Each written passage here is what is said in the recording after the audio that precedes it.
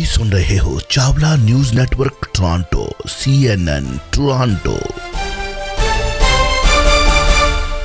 Brother जॉल साहब का स्वागत करते हैं। जॉल साहब अ वेरी गुड मॉर्निंग जी, सत श्री अकाल।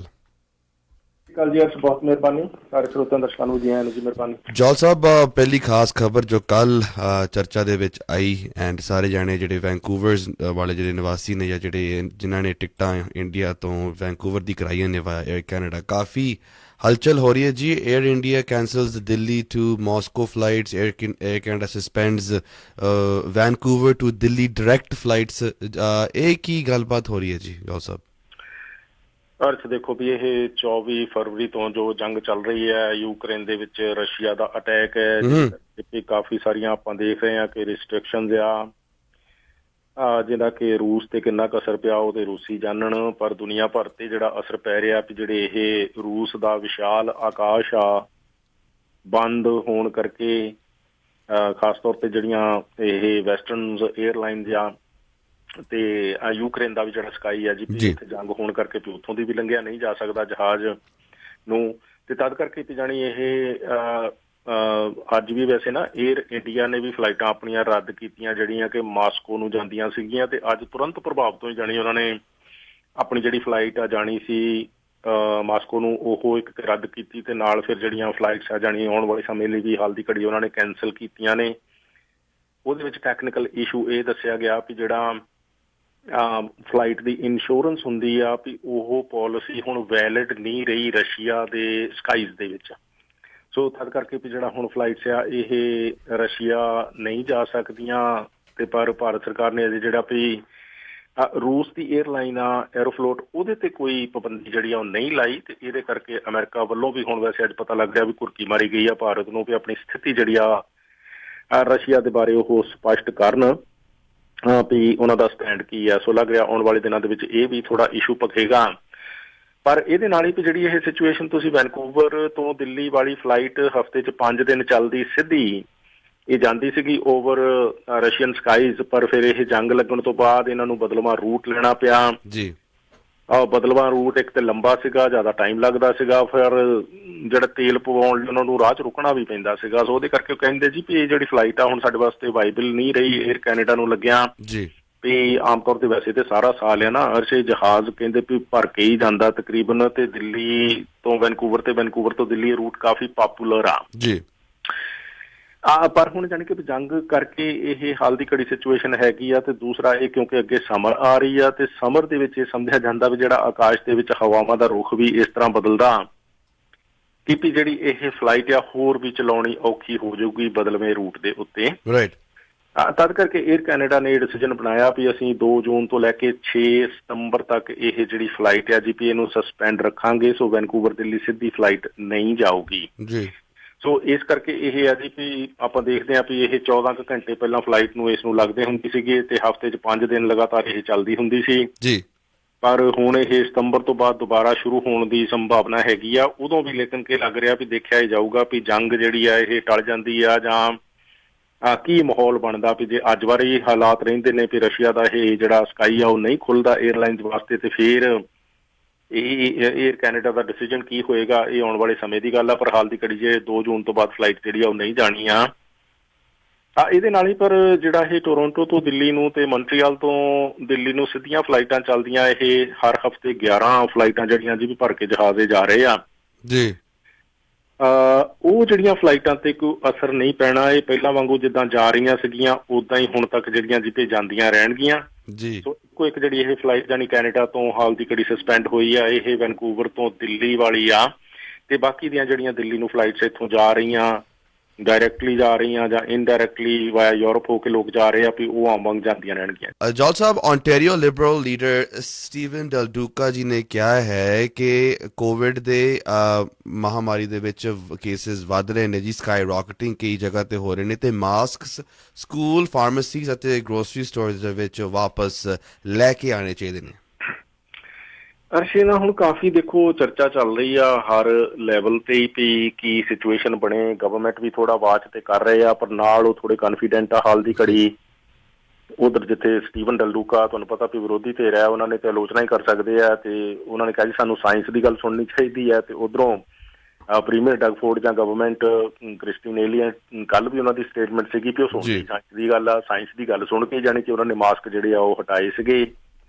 ਤੇ ਹੁਣ ਸਾਇੰਸ ਹੀ ਕਹਿ ਰਹੇ ਆ ਵੀ ਨਹੀਂ ਅਸੀਂ ਜੀ ਹਲੇ ਕੌਨਫੀਡੈਂਟ ਆ, ਸਾਡੇ ਕੋਲ ਠੀਕ ਹੈ ਕੇਸਿਸ। ਹੁਣ ਦੇਖੋ ਹਰ ਫਲੂ ਦੇ ਸੀਜ਼ਨ ਦੇ ਵਿੱਚ ਲੱਖਾਂ ਦੀ ਤਾਦਾਦ ਦੇ ਵਿੱਚ ਲੋਕਾਂ ਨੂੰ ਨਜ਼ਲਾ ਜ਼ੁਕਾਮ ਹੋ ਜਾਂਦਾ ਸੀਗਾ। ਕਈ ਲੋਕਾਂ ਨੂੰ ਤੇ ਜਦੋਂ ਫਲੂ ਦਾ ਸ਼ਾਟ ਲਗਾ ਲੈਂਦੇ ਸੀ ਤਾਂ ਵੀ ਹੋ ਜਾਂਦਾ ਸੀਗਾ, ਉੱਦਾਂ ਕਈਆਂ ਨੂੰ ਨਹੀਂ ਹੁੰਦਾ ਸੀ ਪਰ ਸ਼ਾਟ ਲਗਾਉਣ ਤੇ ਹੋ ਜਾਂਦਾ ਸੀਗਾ, ਇੱਦਾਂ ਵੀ ਕਈਆਂ ਨੇ ਮਹਿਸੂਸ ਕਰਨਾ।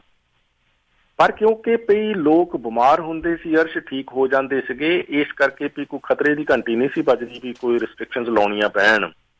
ਸੋ ਇੱਦਾਂ ਆ ਵੀ ਲੋਕ ਬਿਮਾਰ ਹੁੰਦੇ ਰਹਿੰਦੇ ਆ, ਠੀਕ ਹੁੰਦੇ ਰਹਿੰਦੇ ਆ, ਐਜ਼ ਲੌਂਗ ਐਜ਼ ਜਾਣੀ ਕਿ ਵੀ ਉਹਨਾਂ ਦਾ ਇਲਾਜ ਹੋਸਪਿਟਲ ਦੇ ਵਿੱਚ ਸਪੈਸ਼ਲੀ ICU ਵਗੈਰਾ 'ਚ ਵੈਂਟੀਲੇਟਰ 'ਤੇ ਨਹੀਂ ਕਰਨਾ ਪੈਂਦਾ ਤੇ ਅਲਟੀਮੇਟਲੀ ਜਾਣੀ ਉਹਨਾਂ ਦੀ ਡੈਥ ਨਹੀਂ ਹੋ ਜਾਂਦੀ। ਇਸ ਤਰ੍ਹਾਂ ਦੇ ਜੇ ਹਾਲਾਤ ਨਾ ਹੋਣ ਜਾਣੀ ਕਿ ਵੀ ਡੈਥ ਰੇਟ ਨਾ ਵਧੇ, ਹੋਸਪਿਟਲਸ ਦੇ ਵਿੱਚ ਐਡਮਿਸ਼ਨਸ ਆ ਜਿਹੜੀਆਂ ਉਹ ਸਟੇਬਲ ਰਹਿਣ ਜੀ, ਤੇ ਫਿਰ ਜਿਹੜੀਆਂ ਵੀ ਇਹ ਸਾਇੰਸ ਜਾਂ ਡਾਕਟਰ ਇਸ ਤਰ੍ਹਾਂ ਐਡਵਾਈਜ਼ ਕਰ ਰਹੇ ਵੀ ਰਿਸਟ੍ਰਿਕਸ਼ਨ ਜਿਹੜੀਆਂ ਲਗਾਉਣ ਦੀ ਕੋਈ ਸੈਂਸ ਨਹੀਂ ਬਣਦੀ ਵੀ ਲੋਕ ਜੇ ਥੋੜ੍ਹੇ ਬਹੁਤੇ ਬਿਮਾਰ ਹੋ ਗਏ ਆ, ਕੋਈ ਹੋਰ ਨਵਾਂ ਇਹ ਕਹਿ ਲਓ ਵੀ 6ਵੀਂ ਲਹਿਰ ਆ ਗਈ ਆ ਜੀ, ਹੁਣ ਵੇਰੀਐਂਟ ਇਹਦਾ ਬਦਲ ਗਿਆ ਜੀ ਓਮੀਕਰੋਨ ਦਾ, ਪਰ ਜੇ ਉਹ ਮਾਰੂ ਸਿੱਧ ਨਹੀਂ ਹੁੰਦਾ ਤੇ ਫਿਰ ਜਿਹੜੀਆਂ ਰਿਸਟ੍ਰਿਕਸ਼ਨ ਦੀ ਲੋੜ ਨਹੀਂ ਆ ਜੀ। ਇਸ ਕਰਕੇ ਉਸ ਸਭ ਕੁਝ ਨੂੰ ਹਾਲ ਦੀ ਘੜੀ ਜਿਹੜਾ ਜੀ ਵਾਚ ਕੀਤਾ ਜਾ ਰਿਹਾ।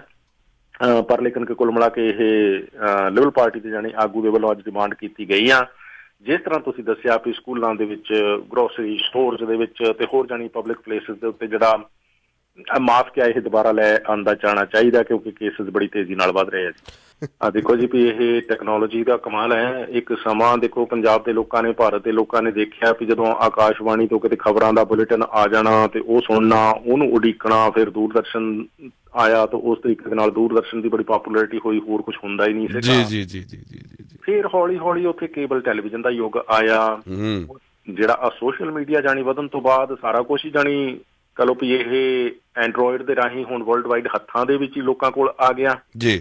ਤੇ ਇੰਟਰਨੈਟ ਦੀ ਇਹ ਇਨਕਲਾਬੀ ਜਿਹੜੀ ਤਕਨੀਕ ਆ ਜੀ ਵੀ ਉਹਨੇ ਇਸ ਸਭ ਕੁਝ ਦੇ ਵਿੱਚ ਜਿਹੜਾ ਜੀ ਵੀ ਲੋਕਾਂ ਦੇ ਹੱਥਾਂ ਵਿੱਚ ਸਭ ਕੁਝ ਲਿਆਉਣ ਦੇ ਵਿੱਚ ਕੰਟਰੀਬਿਊਟ ਕੀਤਾ ਜੀ। ਉਸ ਨੂੰ ਜੀ ਵੀ ਪੰਜਾਬ ਦੇ ਵਿੱਚ ਬੈਠੇ ਲੋਕ ਅਪਣਾ ਰਹੇ ਆ ਤੇ ਨਾਲ ਹੀ ਫਿਰ ਕੁਦਰਤੀ ਤੌਰ ਤੇ ਜੀ ਜੇ ਰੰਗਲਾ ਪੰਜਾਬ ਨੇ ਆਪਣੀ ਐਕਸਪੈਂਸ਼ਨ ਇਸ ਤਰੀਕੇ ਦੇ ਨਾਲ ਕੀਤੀ ਆ ਜੀ ਜੀ ਤੇ ਪਪੂਲੈਰਿਟੀ ਫਿਰ ਦੁਨੀਆ ਭਰ ਦੇ ਵਿੱਚ ਤਾਂ ਹੈ ਹੀ। ਤੁਹਾਡੇ ਡੈਡ ਵੀ ਤੁਹਾਨੂੰ ਪਤਾ ਬੜੀ ਮਿਹਨਤ ਕੀਤੀ ਆ, ਉਹਨਾਂ ਨੇ ਛੋਟਾ ਪੌਦਾ ਲਗਾਇਆ, ਇਸ ਵੇਲੇ ਦਰਖਤ ਬਣਿਆ ਹੋਇਆ, ਤੁਸੀਂ ਬੜੀ ਮਿਹਨਤ ਕਰ ਰਹੇ ਹੋ। Thank you. ਨਾਲ ਹੀ ਫਿਰ ਜੀ ਪੰਜਾਬ ਦੇ ਲੋਕ ਵਿੱਚ ਜਿੰਨੇ ਵੀ ਲੋਕ ਜੁੜਦੇ ਨੇ ਅੱਜ ਇਸ ਸਮੇਂ ਵੀ ਜੁੜੇ ਹੋਏ ਨੇ, ਸਾਰਿਆਂ ਨੂੰ ਅਸੀਂ ਵੈਲਕਮ ਕਰਦੇ ਹਾਂ। ਜੌਲ ਸਾਹਿਬ, ਇਹ ਖਬਰ ਵੀ ਕਾਫੀ ਇੰਟਰਸਟਿੰਗ ਹੈ ਜੀ, ਕਿਉਂਕਿ ਪੜ੍ਹਨ ਵੇਲੇ ਵੀ ਬੰਦਾ ਦੋ ਵਾਰੀ ਸੋਚਦਾ ਕਿ ਕੀ ਸਾਨੂੰ ਵੀ ਇਹ ਕਰਨਾ ਚਾਹੀਦਾ ਕਿ ਨਹੀਂ। ਕੋਵਿਡ ਦੇ ਦੌਰਾਨ ਪ੍ਰਾਈਸਿਸ ਵੀ ਕਾਫੀ, ਜਿਵੇਂ ਮੈਂ ਕਹਿਣਾ ਚੇਨ ਰਿਐਕਸ਼ਨ ਹੋ ਰਿਹਾ ਜੀ। ਤੇਲ ਦੇ ਪ੍ਰਾਈਸਿਸ ਵੱਧ ਰਹੇ ਨੇ ਜੀ, ਗਰੋਸਰੀਜ਼ ਦੇ ਪ੍ਰਾਈਸਿਸ ਅੱਜ ਚਲੋ ਮੈਂ ਨਵਾਂ ਚਲੋ ਜੌਲ ਸਾਹਿਬ ਵਿਆਹ ਹੋਇਆ, ਮੈਂ ਵੀ ਪਹਿਲੀ ਵਾਰੀ ਗਰੋਸਰੀ ਸਟੋਰ ਚਲੇ ਗਿਆ, 3-4 ਆਈਟਮਾਂ ਲਿੱਤੀਆਂ ਤਾਂ ਤਕਰੀਬਨ ਬਿੱਲ ਵੀ $200 ਕਿੰਨੇ ਦਾ ਬਣਿਆ। ਮੈਂ ਦੇਖਾਂ ਯਾਰ ਇਹ ਹੋਣ ਕੀ ਦਿਆ, ਆਈਟਮਾਂ ਤਾਂ 5-6 ਲਿੱਤੀਆਂ, $200 ਕਿੱਦਾਂ ਬਣ ਗਿਆ। ਪਰ due to rise of prices over 60% Canadian residents ਆਪਣੀਆਂ ਗਰੋਸਰੀਆਂ ਘਟਾ ਰਹੇ ਨੇ ਜਸਟ ਸੋ ਉਹਨਾਂ ਦੇ ਪਰਿਵਾਰ ਕਹਿ ਲਓ ਕਿ ਵਧੀਆ ਰਹਿਣ ਜੀ, ਕੰਫਰਟੇਬਲ ਰਹਿਣ। ਯੈਸ, ਅੱਛਾ ਇਹ ਨਾ ਵੀ ਦੇਖੋ ਜਿਹੜਾ ਹੁਣ ਰੀਸੈਂਟ ਸਰਵੇ ਆ ਪਬਲਿਕ ਓਪੀਨੀਅਨ ਵੀ ਲੋਕਾਂ ਨੂੰ ਪੁੱਛਿਆ ਗਿਆ ਵੀ ਐਵਰੀ ਵੀਕ ਜਾਂ ਐਵਰੀ ਸੈਕਿੰਡ ਡੇ ਲੋਕਾਂ ਨੂੰ ਤਾਂ ਸਟੋਰਾਂ ਦੇ ਵਿੱਚ ਜਾਣਾ ਹੀ ਪੈਂਦਾ ਸਮਾਨ ਘਰ ਦਾ, ਰਸੋਈ ਦਾ ਖਰੀਦਣ ਦੇ ਵਾਸਤੇ, ਤੇ ਫਿਰ ਨੈਚੁਰਲੀ ਆ ਵੀ ਲੋਕਾਂ ਦੇ ਮਨਾਂ ਤੇ ਇਸ ਵੇਲੇ ਇਹ ਵੱਧ ਰਹੀਆਂ ਜਾਂ ਵੱਧ ਚੁੱਕੀਆਂ ਸਕਾਈ ਰੌਕਟਿੰਗ ਵਰਡ ਇੱਕ ਵਾਰ ਫੇਰ ਆ ਜਾਂਦਾ ਵੀ ਕੀ ਅਸਰ ਪੈ ਰਿਹਾ ਲੋਕਾਂ ਦੇ ਮਨਾਂ ਦੇ ਉੱਤੇ, ਉਹਨਾਂ ਦੀਆਂ ਜੇਬਾਂ ਦੇ ਉੱਤੇ। ਹੁਣ ਇਹ ਕੈਨੇਡਾ ਦੇ ਵਿੱਚ ਡਿਪੈਂਡ ਕਰਦਾ ਵੀ ਆਪਾਂ ਕਿਹੜੇ ਏਰੀਆ ਦੇ ਵਿੱਚ ਰਹਿੰਦੇ ਹਾਂ, ਖਾਸ ਤੌਰ ਤੇ ਵੀ ਇਹ ਜਿਹੜੇ ਸਾਡੇ ਪੂਰਬ ਦੇ ਵਿੱਚ ਓਸ਼ਨ ਦੇ ਨਾਲ ਕਹਿ ਲਓ ਵੀ ਪ੍ਰੋਵਿੰਸਸ ਹੈਗੀਆਂ ਜਿਨ੍ਹਾਂ ਨੂੰ ਆਪਾਂ ਐਟਲਾਂਟਿਕ ਰੀਜਨ ਕਰਕੇ ਵੀ ਜਾਣਦੇ ਹਾਂ। ਉਹਦੇ ਵਿੱਚ ਨਿਊ ਬਰੰਸਵਿਕ, ਨੋਵਾ ਸਕੋਸ਼ੀਆ, ਨਿਊ ਫਾਊਂਡਲੈਂਡ, ਇਸ ਤਰ੍ਹਾਂ ਦੀਆਂ ਪ੍ਰਿੰਸ ਐਡਵਰਡ ਆਈਲੈਂਡ ਏਰੀਆਜ਼ ਆ ਜਾਂਦੇ ਆ ਵੀ ਉੱਥੇ ਜਾਣੀ ਸਭ ਤੋਂ ਵੱਧ ਮਹਿੰਗਾਈ ਦੀ ਮਾਰ ਲੋਕ ਮਹਿਸੂਸ ਕਰ ਰਹੇ ਆ।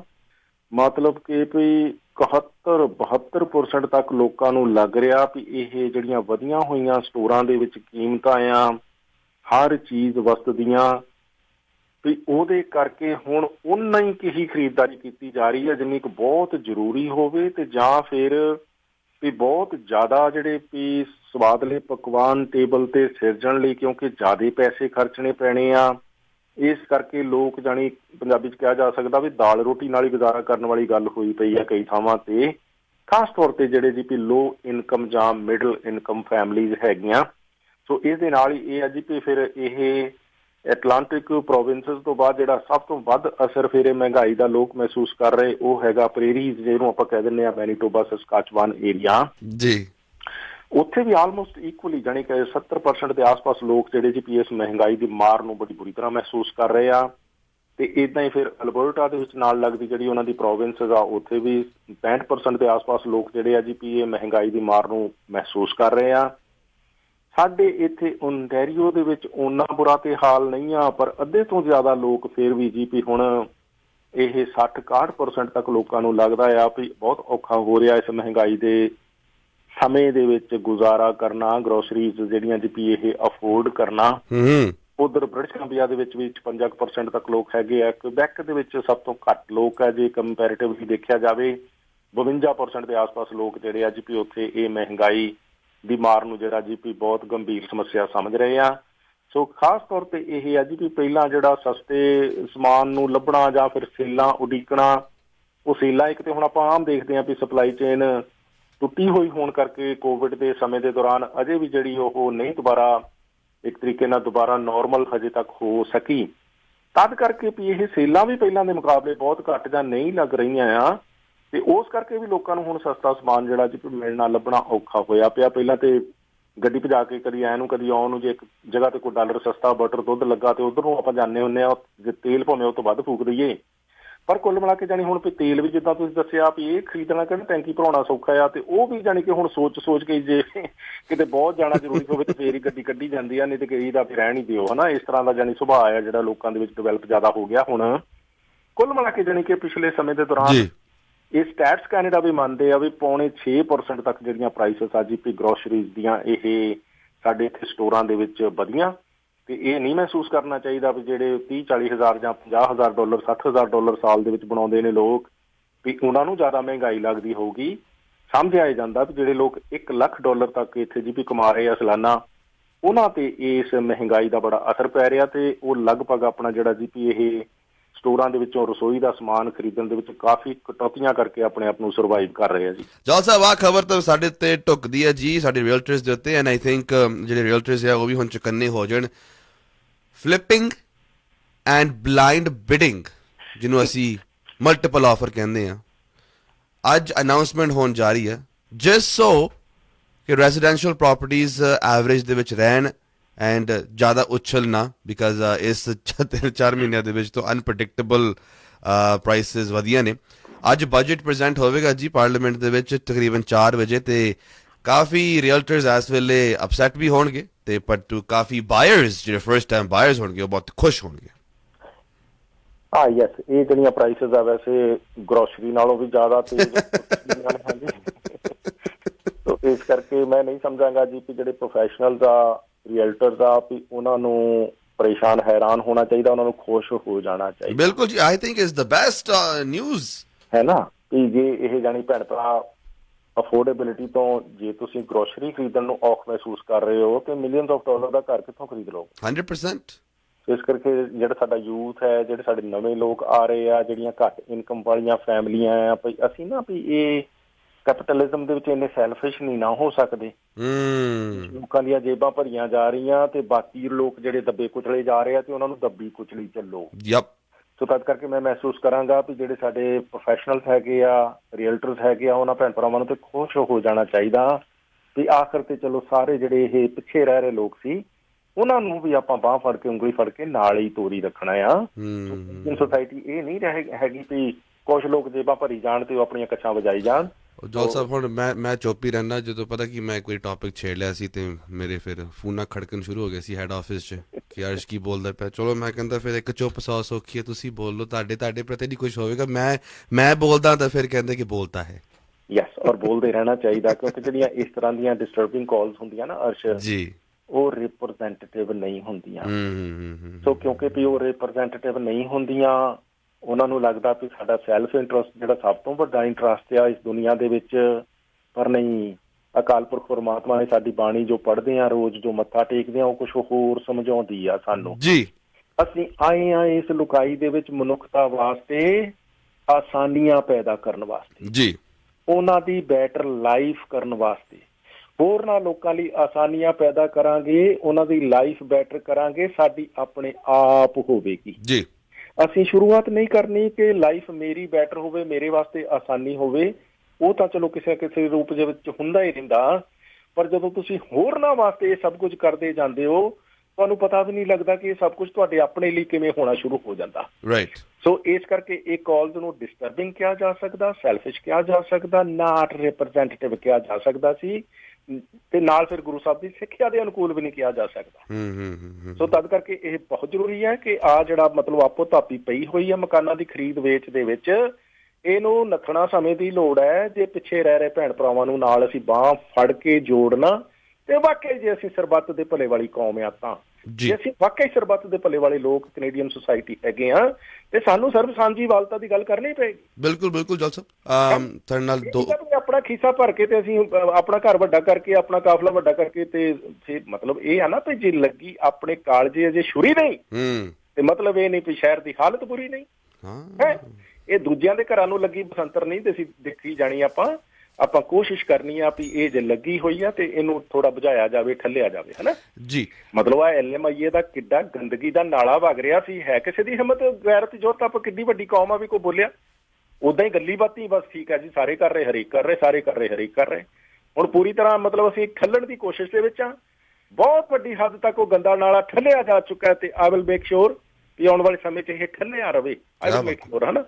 ਇੰਨਾ ਬੰਦਾ 1.25 ਲੱਖ 'ਚ ਤੁਹਾਨੂੰ ਦੱਸ ਰਿਹਾ ਮੈਂ, ਅਸੀਂ ਕੋਸ਼ਿਸ਼ ਪੂਰੀ ਕਰ ਰਹੇ ਹਾਂ ਵੀ ਇਹ ਠੱਲਿਆ ਰਹੂਗਾ, ਇਹ ਗੰਦਗੀ ਦਾ ਨਾਲਾ ਜੀ। ਤਦ ਕਰਕੇ ਇਸ ਤਰ੍ਹਾਂ ਦੀਆਂ ਕਾਲਸ ਜਿਹੜੀਆਂ ਉਹ ਵੀ ਨੱਥਣਾ ਜ਼ਰੂਰੀ ਹੈ। ਜੋ ਕੁੱਲ ਮਿਲਾ ਕੇ ਅੱਜ ਦੀ ਵੀ 4 ਵਜੇ ਇਹ ਬਜਟ ਹੈ, ਉਹਦੇ ਵਿੱਚ ਇਹ ਅਨਾਊਂਸਮੈਂਟ ਜਿਹੜੀਆਂ ਆਉਣ ਦੀ ਸੰਭਾਵਨਾ ਹੈ, ਕੁਝ ਚੀਜ਼ਾਂ ਤੇ ਜਿਹੜੀਆਂ ਲੀਕ ਹੋਈਆਂ ਨੇ, ਉਹਦੇ ਵਿੱਚ ਇਹ ਹੈ ਜੀ ਵੀ ਇੱਕ ਤੇ ਉਹਨਾਂ ਨੇ ਘਰਾਂ ਦੀ ਸਪਲਾਈ ਵਧਾਉਣ ਦੀ ਗੱਲ ਕੀਤੀ ਆ, ਪਰ ਜਿਹੜੀ ਚਿੰਤਾਜਨਕ ਗੱਲ ਆ ਵੀ ਸਭ ਤੋਂ ਵੱਡੀ ਗੱਲ ਕਰਨ ਵਾਲੀ ਸੀ ਵੀ ਮੌਰਗੇਜ ਦਾ ਜਿਹੜਾ ਬ੍ਰੋਕਨ ਸਿਸਟਮ ਆ, ਉਹਦੇ ਵਿੱਚ ਲੋਕ ਜਾਣੀ ਗਲਤ ਡਾਕੂਮੈਂਟੇਸ਼ਨ ਤੇ ਹੋ ਰਹੇ, ਜਿੱਦਾਂ ਆਪੋ ਧਾਪੀ ਦੇ ਵਿੱਚ ਜਾਣੀ ਮੌਰਗੇਜਾਂ ਕਰਾਈਆਂ ਜਾ ਰਹੀਆਂ, ਜਿੰਨਾ ਚਿਰ ਉਸ ਸਿਸਟਮ ਨੂੰ ਰਿਵਿਊ ਨਹੀਂ ਨਾ ਕੀਤਾ ਜਾਂਦਾ। ਇਹ ਜੋ ਬਹੁਤ ਵੱਡਾ ਫੈਕਟਰ ਹੈ। ਚਲੋ ਸਪਲਾਈ ਵਧਾਉਣਾ ਵੀ ਠੀਕ ਹੈ, ਪਰ ਸਪਲਾਈ ਤੇ ਜਿਹੜੀ ਅੱਗੇ ਹੈਗੀ ਆ, ਤੇ ਜੇ ਇੱਕ ਫੈਮਿਲੀ ਨੇ ਜਾ ਕੇ 10 ਘਰਾਂ ਨੂੰ ਬੁੱਕ ਕਰਾ ਲੈਣਾ, ਜੱਫਾ ਮਾਰ ਲੈਣਾ, ਤੇ ਉਹ ਸਪਲਾਈ ਤੁਸੀਂ ਜਿੰਨੀ ਮਰਜ਼ੀ ਵਧਾਈ ਜਾਓ। ਤਦ ਕਰਕੇ ਵੀ ਜਾਣੀ ਇਹ ਇੱਕ ਤੇ ਜਿਹੜੇ ਫੋਰਨਰਸ ਆ, ਜਾਣੀ ਵਿਦੇਸ਼ੀ, ਜਿਹੜੇ ਵਿਦੇਸ਼ਾਂ 'ਚ ਰਹਿੰਦੇ ਲੋਕ ਆ ਤੇ ਇੱਥੇ ਪੈਸਾ ਭੇਜ ਕੇ ਜਿਹੜੀਆਂ ਪ੍ਰੋਪਰਟੀਜ਼ ਬਾਈ ਕਰਨਾ, ਉਹਨਾਂ ਨੂੰ ਆਉਣ ਵਾਲੇ 2 ਸਾਲਾਂ ਤੱਕ ਜਿਹੜਾ ਜੀ ਵੀ ਉਹ ਬੈਨ ਕਰਨ ਦੀ ਇਹਦੇ ਵਿੱਚ ਸੰਭਾਵਨਾ ਬਜਟ ਦੇ ਵਿੱਚ ਲੱਗਦੀ ਆ। ਦੂਸਰਾ ਇਹ ਹੈ ਜੀ ਵੀ ਖਾਸ ਤੌਰ ਤੇ ਹੋਰ ਵੀ ਅਗਲੇ 5 ਸਾਲਾਂ ਦੇ ਵਿੱਚ ਇਹ $10 ਬਿਲੀਅਨ ਖਰਚ ਕੇ ਘਰਾਂ ਦੀ ਸਪਲਾਈ ਉਸਾਰੀ ਵੀ ਜਿਹੜੀ ਉਹ ਤੇਜ਼ ਕੀਤੀ ਜਾਣੀ ਆ। ਤੇ ਮੌਰਗੇਜ ਤੇ ਫਰਾਡ ਦੇ ਨਾਲ ਨਾਲ ਜਿਹੜਾ ਫਿਰ ਇਹ ਬਲਾਈਂਡ ਬਿਡਿੰਗ ਸੀਗਾ ਵੀ ਉਦਾਂ ਹੀ ਕਹਿ ਦੇਣਾ ਜੀ 100 ਆਫਰਾਂ ਆ ਗਈਆਂ, 2 ਦਰਜਨ ਆਫਰਾਂ ਆ ਗਈਆਂ, ਤੇ ਲੋਕਾਂ ਨੂੰ ਜਾਣੀ ਕਿ ਨਾ ਇਮੋਸ਼ਨਲ ਕਰੀ ਜਾਣਾ, ਤੇ ਬਿਡਿੰਗ ਜਿਹੜੀ ਉਹ ਰੇਟ ਕਰਦਾ ਮਤਲਬ $7 ਲੱਖ ਦਾ ਲਾਇਆ ਤੇ ਉਹ $10 ਲੱਖ ਦਾ ਵਿਕ ਰਿਹਾ ਜੀ, ਹਨਾ। ਇਹਦੇ ਨਾਲ ਹੀ ਫਿਰ ਜਿਹੜੀ ਉਹ ਫਲਿੱਪਿੰਗ ਆ, ਮੈਂ ਅੱਜ ਬੁੱਕ ਕਰਾ ਰਿਹਾ ਜੀ, 6 ਮਹੀਨਿਆਂ ਬਾਅਦ ਇਹਦੀ 50,000 80,000 ਕੀਮਤ ਵੱਧ ਗਈ, ਲਓ ਜੀ ਫਿਰ ਵੇਚ ਦਿਓ। ਇਹ ਜਿਹੜੀ ਜਾਣੀ ਧਾਂਦਲੀ ਆ, ਇਹਦੇ ਤੇ ਵੀ ਉਹਨਾਂ ਨੇ ਹੁਣ ਕਿੰਤੂ ਪਰੰਤੂ ਜਿਹੜਾ ਜੀ ਕਾਫੀ ਚੱਲਿਆ ਸੀਗਾ, ਸ਼ਾਇਦ ਇਹ ਬੰਦ ਹੋਏਗਾ, ਜਾਂ ਫਿਰ ਐਟਲੀਸਟ ਇਹ ਓਨਾ ਆਸਾਨ ਨਹੀਂ ਰਹੇਗਾ। ਜੇ ਕਿਸੇ ਨੇ ਇੱਕ ਪ੍ਰਾਪਰਟੀ ਖਰੀਦੀ ਆ, ਉਹਨੂੰ ਜਾਣੀ ਘੱਟੋ ਘੱਟ 1 ਸਾਲ ਆਪਣੇ ਕੋਲ ਰੱਖਣਾ ਜ਼ਰੂਰੀ ਹੋਊਗਾ, ਤੇ ਜੇ ਉਹ ਤੋਂ ਪਹਿਲਾਂ ਕੋਈ ਵੇਚੂ ਤੇ ਉਹਦੇ ਵਾਸਤੇ ਕਾਫੀ ਜਿਹੜਾ ਹੈਫਟੀ ਟੈਕਸ ਆ ਹੋ ਸਕਦਾ ਵੀ ਗਵਰਨਮੈਂਟ ਨੂੰ ਉਹਨੂੰ ਦੇਣਾ ਪਵੇ। ਸੋ ਇਹ ਫਲਿੱਪਿੰਗ ਤੇ ਬਲਾਈਂਡ ਬਿਡਿੰਗ ਤੇ ਇਹਦੇ ਨਾਲ ਹੀ ਫਿਰ ਜਿਹੜੇ ਇਹ ਫੋਰਨਰ ਇੱਥੇ ਪ੍ਰਾਪਰਟੀਜ਼ ਖਰੀਦ ਰਹੇ ਉਹਦੇ ਤੇ ਨਾਲ ਫਿਰ ਸਪਲਾਈ ਵਧਾਉਣ ਤੇ ਇੰਨੇ ਕੁ ਫੈਕਟਰਸ ਤੇ ਲੱਗ ਰਿਹਾ ਜੀ ਵੀ ਇਸ ਬਜਟ ਦੇ ਵਿੱਚ ਗੱਲ ਹੈਗੀ ਆ। ਹੋਰ ਵੀ ਹੋ ਸਕਦੀਆਂ ਨੇ, 4 ਵਜੇ ਤੋਂ ਬਾਅਦ ਪਤਾ ਲੱਗ ਜੂਗਾ। ਪਰ ਕੁੱਲ ਮਿਲਾ ਕੇ ਜਾਣੀ ਕਿ ਜਿਹੜਾ ਹੁਣ ਅਗਲਾ ਨੰਬਰ ਆ ਲੱਗ ਰਿਹਾ ਵੀ ਇਹ ਮੌਰਗੇਜ ਦਾ ਜਿਹੜਾ ਬ੍ਰੋਕਨ ਸਿਸਟਮ ਆ ਨਾ, ਜਿਹੜੀਆਂ ਧਾਂਦਲੀਆਂ ਕਰਕੇ ਮਤਲਬ ਮੌਰਗੇਜਾਂ ਚੱਲ ਰਹੀਆਂ ਫੇਕ, ਉਹਦੇ ਵਿੱਚ ਡਾਕੂਮੈਂਟਸ ਲਾਏ ਜਾ ਰਹੇ ਆ, ਪ੍ਰੋਫੈਸ਼ਨਲ ਇਹਦੇ ਵਿੱਚ ਸ਼ਾਮਲ ਨੇ। ਸੋ ਤਦ ਕਰਕੇ ਅੱਜ ਵੀ ਲੱਗ ਰਿਹਾ ਜਦੋਂ ਪ੍ਰੋਫੈਸ਼ਨਲ ਇਹ ਬੇਈਮਾਨੀਆਂ ਦੇ ਵਿੱਚ ਸ਼ਾਮਲ ਹੁੰਦੇ ਜਾਂ ਹੁੰਦੀਆਂ ਨਾ, ਇੱਕ ਤੇ ਉਹਨਾਂ ਨੇ ਇੱਥੇ ਵੀ ਕੈਨੇਡਾ ਦੇ ਵਿੱਚ ਆ ਕੇ ਕਹਿਣ ਦਾ ਮਤਲਬ ਵੀ ਇਹ ਗੰਦਗੀ ਖਿਲਾਰਨ ਪਹਿਲੀ ਗੱਲ ਤੇ ਕੋਈ ਆਉਂਦਾ ਨਹੀਂ, ਘਰੋਂ ਨਹੀਂ ਤੁਰਦਾ ਅਰਦਾਸਾਂ ਦੇ ਨਾਲ, ਪਰ ਇੱਥੇ ਆ ਕੇ ਕਿਉਂ ਗੰਦਗੀ ਖਿਲਾਰੀ ਜਾਂਦੀ ਆ, ਆਈ ਡੋਂਟ ਨੋ ਵੀ ਕਿਸੇ ਨੇ ਆਪਣੀ ਆਤਮਾ ਨੂੰ ਕਦੀ ਝੰਜੋੜਿਆ ਇਹਦੇ ਬਾਰੇ ਕਿ ਨਹੀਂ। ਜੀ। ਦੂਜਾ ਇਹ ਆ ਜੀ ਵੀ ਇਹ ਮੌਰਗੇਜ ਦਾ ਜਿਹੜਾ ਇਹ ਬ੍ਰੋਕਨ ਸਿਸਟਮ ਆ, ਉਹਦੇ ਵਿੱਚ ਜਿਹੜੇ ਮੌਰਗੇਜ ਬ੍ਰੋਕਰੇਜ ਹੈਗੀਆਂ ਜਾਂ ਮਤਲਬ ਏਜੰਟਸ ਹੈਗੇ ਆ, ਉਹਨਾਂ ਦਾ ਲਾਇਸੈਂਸ ਹੈਗਾ ਸਿਸਟਮ ਦੀ ਇੰਟੈਗ੍ਰਿਟੀ ਨੂੰ ਬਚਾਉਣ ਦੇ ਲਈ ਤੇ ਪਬਲਿਕ ਨੂੰ ਸਰਵ ਕਰਨ ਦੇ ਲਈ। ਰਾਈਟ। ਪਰ ਜੇ ਹੁਣ ਸਿਸਟਮ ਨੂੰ ਖੁਦ ਹੀ ਲਾਇਸੈਂਸ ਲੈ ਕੇ ਕੋਈ ਬ੍ਰੇਕ ਕਰ ਰਿਹਾ ਤੇ ਲਾਇਸੈਂਸ ਦੇ ਜਿਹੜੇ ਰਜੀਮ ਆ ਨਾ ਜੀ ਜੀ ਜੋਲ ਸਾਹਿਬ ਜੀ। ਉਹਦੀ ਆਪਣੇ ਆਪ ਹੀ ਜਿਹੜੀ ਆ ਕ੍ਰੈਡੀਬਿਲਿਟੀ ਖਤਮ ਹੋ ਜਾਂਦੀ ਆ ਜੀ। ਇਸ ਕਰਕੇ ਤਦ ਕਰਕੇ ਇਹ ਹੈ ਜੀ। ਪਰ ਇਦਾਂ ਜੇ ਕੋਈ ਮੌਰਗੇਜ ਬ੍ਰੋਕਰੇਜ ਜਾਂ ਏਜੰਟ ਕਰਦੇ ਨੇ, ਉਹਨਾਂ ਨੂੰ ਨੱਥਣਾ, ਉਹਨਾਂ ਦੀ ਰੀੜ੍ਹ ਦੀ ਹੱਡੀ ਨੂੰ ਬਰੋੜਾ ਦੇਣਾ ਬਹੁਤ ਸੌਖਾ ਆ। Just a simple complaint will work. ਜੀ ਜੀ। ਜਿੰਨਾ ਚਿਰ ਤੁਸੀਂ ਏਦਾਂ ਗੱਲਾਂ ਹੀ ਕਰੀ ਜਾ ਰਹੇ ਹੋ, ਸਾਰੇ ਕਰਦੇ, ਹਰੇਕ ਕਰਦੇ, ਚੀਜ਼ਾਂ ਹਟਦੀਆਂ ਨਹੀਂ, ਇਹ ਘੁਣ ਤੇ ਸਿਉਂਕ ਵਾਂਗੂ ਵੱਧਦੀਆਂ ਨੇ। ਪਰ ਜਦੋਂ ਉਹਨਾਂ ਦੀ ਲਾਇਸੈਂਸ ਨੂੰ ਥੋੜਾ ਜਿਹਾ ਵੀ ਮਰੋੜਾ ਵੱਜੇ, ਉਸੇ ਵੇਲੇ ਐਨ ਵਿੰਗੇਟੇ ਤੇ ਲੋਕ ਸਿੱਧੇ ਹੋ ਕੇ ਤੁਰਨਾ ਸ਼ੁਰੂ ਕਰ ਦਿੰਦੇ ਆ। ਬਿਲਕੁਲ ਜੋਲ ਸਾਹਿਬ। 2-4 ਨੂੰ ਸਬਕ ਆ ਜਾਏ, 2-400 ਆਪੇ ਹੀ ਠੀਕ ਹੋ ਜਾਂਦਾ। ਸੋ ਇਸ ਕਰਕੇ complaint is the only solution. ਜੀ। ਜਿਹੜਾ ਵਿੰਗਾ ਟੇਡਾ ਪ੍ਰੋਫੈਸ਼ਨਲ ਹੈ, just make A complaint, simple is that. ਉਹਦੇ ਨਾਲ ਕੋਈ ਕਿਸੇ ਤਰ੍ਹਾਂ ਦਾ ਕੋਈ ਲਿਹਾਜ਼ ਕਰਨ ਦੀ ਲੋੜ ਨਹੀਂ, ਕਿਉਂਕਿ ਲਿਹਾਜ਼ਾਂ ਨਾਲ ਤੁਸੀਂ ਕੈਨੇਡਾ ਦਾ ਬੇੜਾ ਗਰਕ ਕਰ ਰਹੇ ਹੋ। ਜੀ ਜੀ ਜੀ ਜੀ। ਬੇਈਮਾਨਾਂ ਤੇ ਬੇਈਮਾਨਣੀਆਂ ਦਾ, ਲਾਇਸੈਂਸ ਧਾਰਕਾਂ ਦਾ ਲਿਹਾਜ਼ ਕਰ ਕਰਕੇ ਤੁਸੀਂ ਸਿਉਂਕ ਤੇ ਘੁਣ ਕੈਨੇਡਾ 'ਚ ਵਧਾ ਰਹੇ ਹੋ। ਜਿੰਨਾ ਚਿਰ ਪ੍ਰੋਫੈਸ਼ਨਲ ਦੀ ਕੰਪਲੇਂਟ ਨਹੀਂ ਹੁੰਦੀ, ਵਿੰਗਾ ਟੇਡਾ ਪ੍ਰੋਫੈਸ਼ਨਲ ਕਦੇ ਸਿੱਧਾ ਨਹੀਂ ਹੋਏਗਾ। ਜੀ। Complaint is the solution. ਜੀ। 4168953784 ਜੋਲ ਸਾਹਿਬ ਦਾ ਨੰਬਰ ਹੈ ਜੀ। 4168953784। ਤੁਸੀਂ ਜੋਲ ਸਾਹਿਬ ਦੇ ਨਾਲ ਡਾਇਰੈਕਟ ਗੱਲਬਾਤ ਕਰ ਸਕਦੇ ਹੋ। WhatsApp ਗਰੁੱਪ ਦੇ ਵਿੱਚ ਸ਼ਾਮਲ ਹੋ ਕੇ ਐਨੀ ਟਾਈਮ ਜੋਲ ਸਾਹਿਬ ਦੇ ਨਾਲ ਗੱਲ ਕਰ ਸਕਦੇ ਹੋ ਜੀ। ਜੋਲ ਸਾਹਿਬ ਟਾਈਮ ਦੇਣ ਵਾਸਤੇ ਬਹੁਤ ਬਹੁਤ ਧੰਨਵਾਦ ਸਰ। ਥੈਂਕ ਯੂ ਜੀ। ਥੈਂਕ ਯੂ ਸੋ ਮਚ ਜੋਲ ਸਾਹਿਬ। ਤੁਸੀਂ ਸੁਣ ਰਹੇ ਹੋ Chawla news network Toronto CNN Toronto.